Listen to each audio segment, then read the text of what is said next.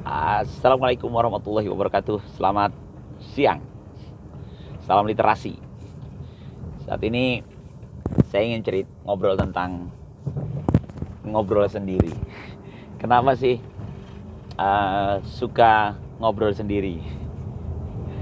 Ini menjadi pertanyaan uh, beberapa teman karena merasa apa yang saya lakukan ini cukup gak jelas gitu ya, ngobrol sendiri. Yang pertama, sebenarnya saya memang punya tradisi suka suka ngobrol sendiri itu dari kecil. Saya sampai dengan kayak sekolah menengah mungkin ya, masih suka membuat cerita sendiri dengan ballpoint, dengan gambar di bungkus. Waktu itu yang sering saya pakai itu bungkus karton, bungkus obat nyamuk. Waktu itu obat nyamuk bakar, itu saya buka, kita bikin gambar di situ orang, kita gunting gitu. Terus nanti jadi orang-orangan. Terus kita bercerita ngalor ngidul. Saya menggunakan tempat kaset, kita tumpuk-tumpuk jadi semacam pesawat ruang angkasa. Terus bahkan saya dengan kakak itu pernah membuat peta dengan sangat detail sebuah planet buatan kami. Planet buatan kami namanya planet apa itu? Planet Bofat ya kalau nggak salah, saya lupa. Planet Bofat itu sampai kita bikin kayak atlas gitu, kota-kotanya, negaranya kita bagi, ada beberapa negara di apa itu, di planet itu. Dan kami dulu bagi-bagi gitu. Ayo dek, kamu pakai di sini. Ada namanya Scott Wetan, ada namanya Torik, ada namanya negara-negara itu adidayanya macam-macam. Bahkan akhirnya saya dipasrai satu negara gitu oleh kakak. Saya bikinlah negaranya itu sampai dengan ibu kotanya di mana, struktur jalannya seperti apa, kita bikin bikin tata kota sendiri. Bahkan ada suatu saat ada waktu itu mengundang Ajib Rasidi, siapa ya, wartawan senior di pesantren gitu. Dia undang, terus dia semacam mengajar dalam sehari gitu. Dia mendirikan challenge, tantangan untuk menulis cerita saat itu. Nah, saya menulis satu cerita sampai berapa halaman gitu, dan dalam waktu yang cepat gitu, karena saya memang sudah punya di kepala saya tentang, waktu itu tokohnya itu seorang pemain pedang gitu, pendekar pemain pedang, yang dia tinggal di kota Torik gitu, di salah satu kota di planet buatan kami itu. Dan saya membuat karena sudah pernah menggambar struktur jalannya, struktur pengairan airnya, sehingga saya membuat setting cerita pada tulisan saya tentang waktu diminta untuk mengarang itu. Saya mengambil setting di kota itu, jadi kotanya keren gitu ya. Jadi ada jalan bawah tanahnya gitu ya, terus seru.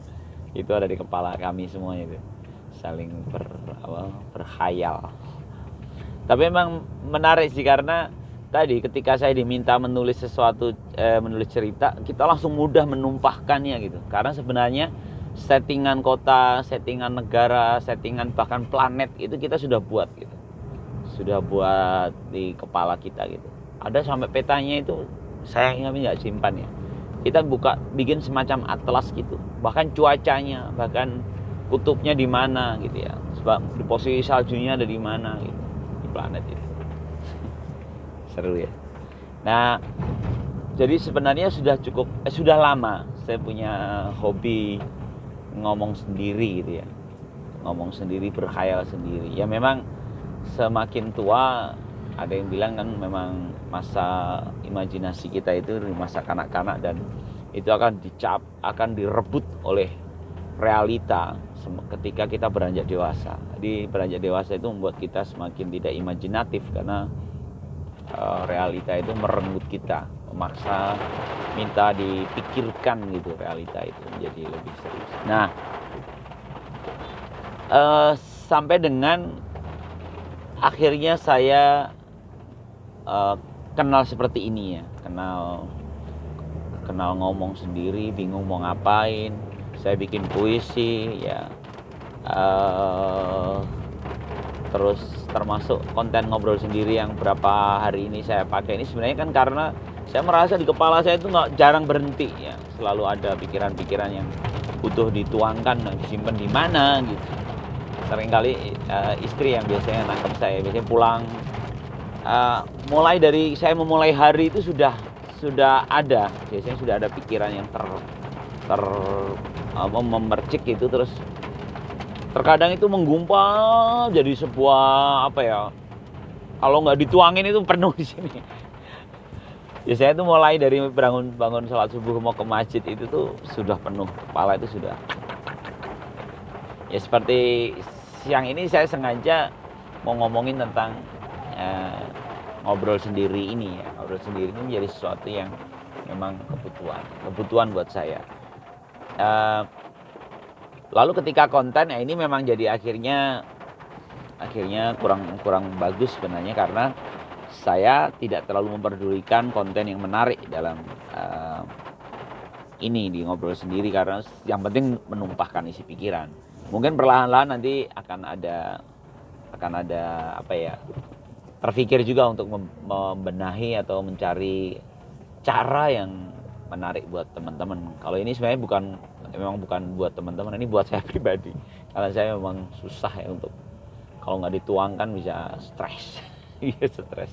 Nah, namun sebenarnya ini sering dibahas dalam obrolan-obrolan beberapa tokoh tentang kekayaan alam Indonesia itu butuh narator yang memadai gitu, butuh storyteller yang bisa menjelaskan tentang kekayaan alam dan kekayaan budaya kita gitu.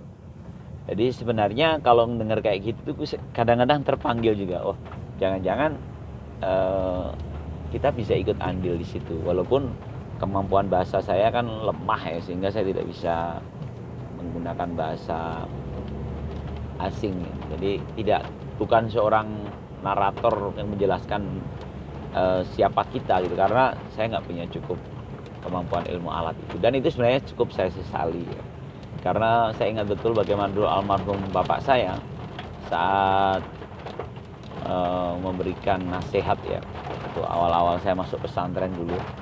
Jadi dulu saya itu SD name-nya lumayan, yang membuat saya bisa masuk SMP negeri, cukup favorit. Namun ternyata di setahun di SMP negeri itu saya ditarik bapak saya untuk masuk pesantren. Dan alasan bapak saya waktu itu, udahlah kamu itu pertama itu belajar ilmunya yang punya ilmu dulu, ilmunya yang punya ilmunya penguasa jagat ini, yaitu Allah. Ilmu Allah dulu yang kamu pelajari, sini masuk pesantren gitu. Terus berikutnya itu ilmu apa yang diminta oleh bapak saya untuk dikuasai, itu adalah ilmu alat. Kalau istilah bapak saya dulu, ilmu alat. Ilmu alat itu adalah ilmu bahasa, ilmu psikologi ya, ilmu jiwa untuk berkomunikasi, ilmu. Jadi ilmu alat itu harusnya kamu penuhi dulu di awal-awal di pendidikan menengah dulu. Tapi ya itu tadi, ini termasuk yang saya sesali ya. Di pesantren dulu saya termasuk yang kurang serius menekuni bahasa ya. Padahal di sana kami cukup mendapatkan banyak kesempatan untuk belajar bahasa, karena ada ayamul lughah, ada hari-hari bahasa yang kami nggak boleh sama sekali menggunakan bahasa Jawa, bahasa Indonesia atau bahkan bahasa Jawa ya. Yang boleh komunikasikan dalam kehidupan sehari-hari hanya bahasa Arab dan bahasa Inggris. Dan ayamul lughah itu cukup panjang gitu ya. Kadang-kadang malah liburnya cuma di hari libur baru boleh ngomong bahasa di luar Arab dan Inggris.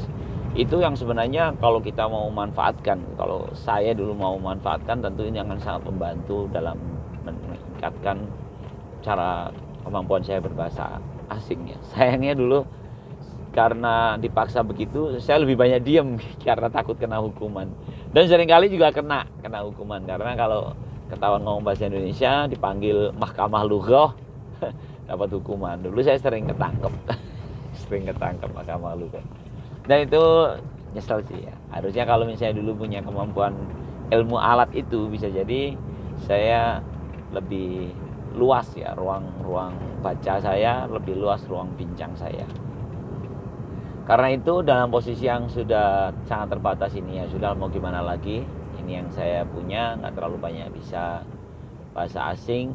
Kebetulan juga ilmu yang saya kuasai sebenarnya justru keuangan ya. Namun saya menyukai sastra dan saya pikir kesempatan seperti ini saya bisa ngomong kemana-mana atas apa yang saya pikirkan ya.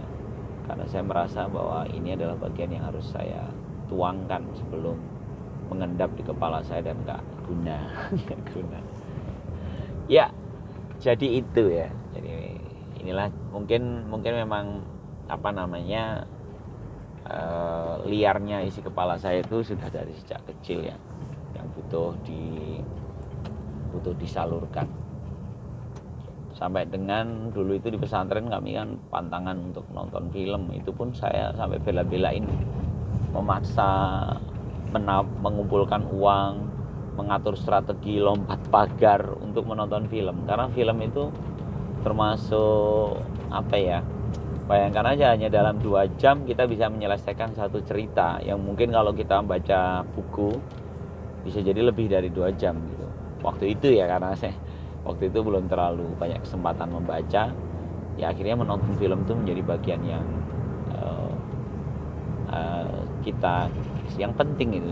Saya sama kakak itu berdua itu sering melompat pagar di asrama, bolos-bolos hanya untuk bisa nonton film ya. Dan sampai sekarang ya, masih nonton film itu menjadi bagian dari kebutuhan menikmati asupan khayalan ya. Dan itu indah ya, gitu ya. Jadi harapannya sih kalau misalnya mau yang agak menjadi terarah gitu, mungkin nanti ketika saya punya komunitas atau punya pipa-pipa yang bisa menyampaikan satu yang positif gitu ya, dari khayalan saya bisa turun menjadi satu yang positif. Mungkin gitu ya obrolan siang ini tentang ngobrol sendiri, latar belakang kenapa saya suka ngobrol sendiri. Dan tadi sebenarnya ini loh, saya tuh terpikir untuk ngetes kemampuan menghayal saya ya. Saya menjadi siapa. Karena dulu sebenarnya ada seorang teman yang sampai ngomong gini, Put, kamu itu sebenarnya ada dalam diri kamu tuh banyak karakter, banyak pribadi gitu. Kenapa nggak kamu ke orang ngobrol sama kamu bisa ngomongin jenis beberapa jenis orang kata gitu.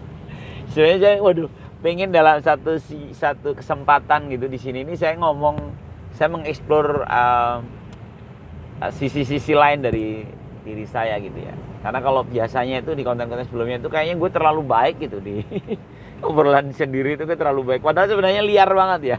Saya liar dan nakal ya, kemana-mana lah otak saya.